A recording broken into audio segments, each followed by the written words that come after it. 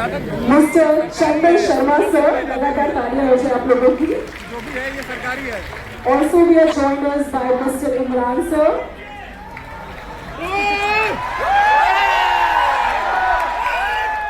Mr. Yogendra sir, मैं request everybody तालियां लगातार बजती रहे आप लोगों की। प्रयागराज जोश होना चाहिए इस moment. Thank you so much. और अब हम लोग फाइनली बढ़ते हैं दीप प्रज्वलन के साथ। अधिनायक जय हे भारत भाग्य विधाता, पंजाब सिंध गुजरात मराठा द्राविड़ उत्कल बंगा, विंध्य हिमाचल यमुना गंगा उज्जल जलधि तरंगा, तब शुभ नामे जागे, तब शुभ आशीष मांगे, गाए तब जय गाथा, जन गण मंगल दायक जय हे भारत भाग्य विधाता, जय हे जय हे जय हे जय जय जय जय हे। भारत माता की भारत माता की जय हिंद जय भारत। भाई ये बहुत गान मारते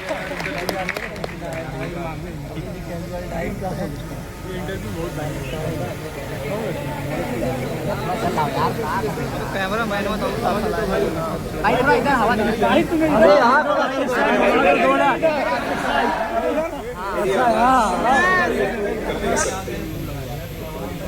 मैं बाकी शिक्षक साथियों के साथ कल सुबह की फ्लाइट से नहीं आ सका, क्योंकि मैं एक दिन पहले एक बारात में गया हुआ था। I hope you getting what I am saying. You all become part of this process, giving legitimacy to this process, not because you actually want to or can become a DM. I hope you're getting what I'm saying, and this is the bitter part of it. Yes. क्या आप में से अधिकांश लोगों को पता है कि 97% बाराती की तरह नाचने के बाद किसी नाली में रहने वाले हैं, उसके बावजूद आप पूरी ताकत के साथ इस बारात में शामिल होते हैं। किस पर्सनालिटी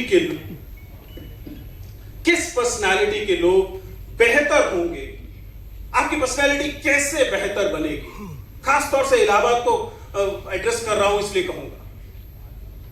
देखिए, इलाहाबादीपन बहुत मजेदार चीज है। हिंदी का विद्यार्थी हूं, हिंदी पढ़ाता रहा हूं, हिंदी के तमाम साहित्यकारों से जो कि इलाहाबाद से निकले उनके लिए लगातार अपने आप को कृतज्ञ महसूस करता हूं, इसलिए नथिंग अगेंस्ट दैट। वो छोड़िए वो जो शादी होगी, फेरे होंगे, उसको तो छोड़ ही दीजिए। उनका वो जो मंगनी और टीका होता है वो भी नहीं हो पाता। 97% drop out of even the preliminary stage. पहला जो प्रिलिमिनरी वाला जो स्टेज है उसमें 97% बाहर हो जाते हैं, लेकिन नाचते सबसे ज्यादा बाराती है। समझ रहे हैं कि नहीं? बाकी जो तेज हल्ला मचा रहे हैं बाराती होने का, क्योंकि सबको यकीन है कि बाकी ये साथ वाला बाराती हमको क्या बोलना है, कहां आगे बढ़ाना है, उसकी पृष्ठभूमि हमारे बड़े भाई के रूप में भी है, हमारे सीनियर्स में विजय सर ने ही तैयार कर दी। उन्होंने आपसे कहा कि आपके एग्जामिनेशन के लिए सबसे इंपॉर्टेंट पड़ाव जो है वो प्रीलिम्स का एग्जाम है। मैं सवाल पूछता हूं, क्योंकि हमारे सामने जो विद्यार्थी बैठे हैं, जरूरी नहीं है कि ये अब एग्जाम नहीं दिए, इसमें से बहुत सारे विद्यार्थी ऐसे होंगे जब जो किसी भी स्टेट के एग्जाम या यूपीएससी के एग्जाम में एक बार पार्टिसिपेट कर चुके हैं। कितने लोग हैं जो पार्टिसिपेट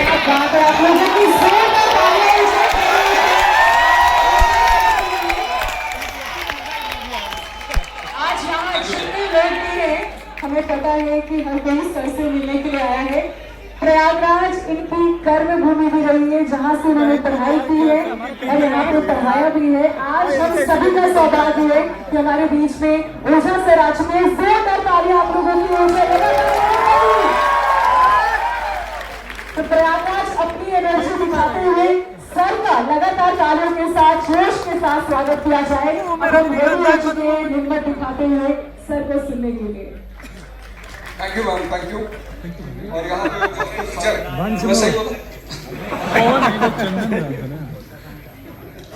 1990 के दशक में मैं इलाहाबाद आया, इसलिए मैं इलाहाबाद कह रहा हूँ, फिर प्रयागराज में एंटर करूंगा। जब मैं इलाहाबाद आया तो मेरी माता जी बोली कि नाहन में जा रहा है,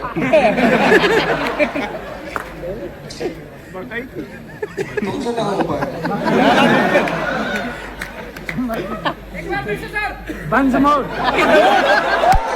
भैया आप हमारी माँ हो, और माँ को लड़के में हमेशा ये दिखाई पड़ता है कि हमारा लड़का तो बदमाश है।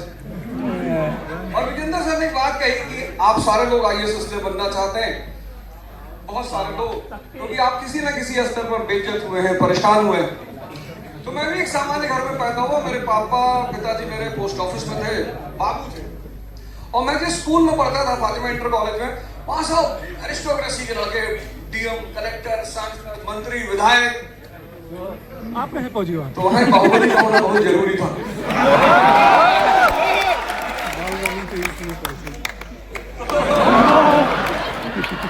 अब सर ने कहा कि मैं अप्रिय बात कहूंगा, टीचर हैं, प्रोफेसर हैं, दिल्ली विश्वविद्यालय में हैं, अगर टीचर अप्रिय बातें और प्रोफेसर अप्रिय बातें नहीं करेगा तो देश का उत्थान कभी नहीं होगा। यस सर, कोई अप्रिय बात नहीं करते, ये कोशिश करते हैं कि आप जागे। जितना भी स्वतंत्रता, अब सर ने कहा कि भाई आप बराती हो, बराती,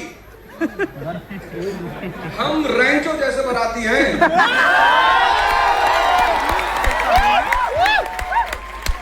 हम दुल्हन को मंडप से तब उठाएंगे जब वो शादी करें।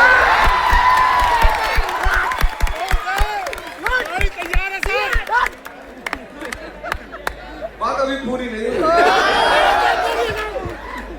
लेकिन रेंचो की खासियत क्या है? मतलब ऐसा थोड़ी आप भी उठा लोगे। रेंचो की पहली खासियत ये है कि उस आदमी के अंदर क्यूरियोसिटी, वो आदमी जानना चाहता है। उसका डीन बोल रहा है, प्रवचन दे रहा है, सेशन शुरू होने जा रहा है, आया बड़े स्टाइल में घोंसला उसला लेकर आया और अंडा अंडा गिरा रहा है, वो देख रहा है मस्ती से कि मास्टर हम ही तो बगई थी। और फिर वो धीरे से हाथ उठाता है और कहता सर स्पेस में पेंसिल क्यों नहीं ले आ सकते? वो चीज आपको सीखनी है, तभी दुल्हन मंडप से भागेगी।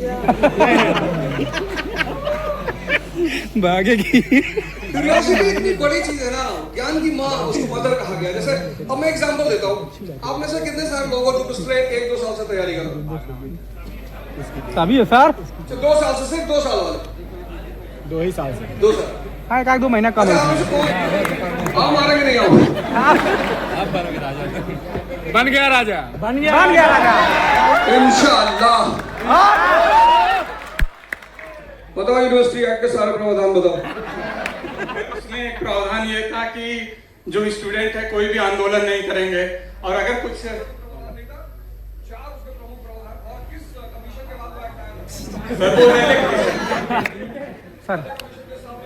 1902 में, 1904 में कैसे हुआ आज तक किसी को नहीं पता, थोड़ा बहुत पता है, पर हो गया। और जब पहली बार मार्कशीट आई, और इलाहाबाद विश्वविद्यालय में मेरी इतिहास में पहली बार, मतलब हिस्ट्री सब्जेक्ट में नहीं, मतलब मैं रैंक में तो ज्यादा भरोसा नहीं करता, और खासकर मैं पढ़ाई में ही नहीं करता। लेकिन यहाँ आके मुझे पता चला कि पढ़ाई कितनी बड़ी ताकत है। यहाँ आके मुझे पता चला कि वो जो डॉक्टर अंबेडकर के हाथ में किताब है, वो इस बात की। तुम्हारा 12th किस स्ट्रीम से था? नहीं, मीडियम तो हिंदी था। साइंस से थे, ह्यूमैनिटीज थे, कॉमर्स से थे, किससे थे? मैथ साइंस से थे। कंपाउंड क्या होता है?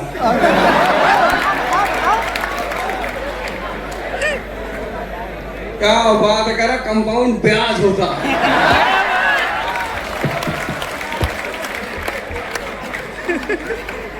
नहीं, केमिस्ट्री में। हेलो केमिस्ट्री रसायन विज्ञान में कंपाउंड क्या होता है? उसको उठाओ। सर ये बंद होता है, क्या होता है? बंद। बंद। जी सर। उसको पता है कि जो आदमी गद्दी पे बैठा है, मुगल राजा जो गद्दी पे बैठा है, अगर उस आदमी का तुम राइज देखो पावर में आने का, जिस तरह से वो आदमी गद्दी पे बैठा है, 1530 से वो आदमी एक्टिव होता है। और 1530 वो समय जब बाबर की मृत्यु होती है और हुमायूं गद्दी पर बैठता है, और 1530 वो समय है जहां से शेर शाह सूरी एक्टिव होना शुरू करता है। और उस आदमी का कॉन्सेप्ट इतने क्लियर है, इतने, वो जानता है कि यार पैसा इकट्ठा करना पड़ेगा, साथ में आएगी कैसे।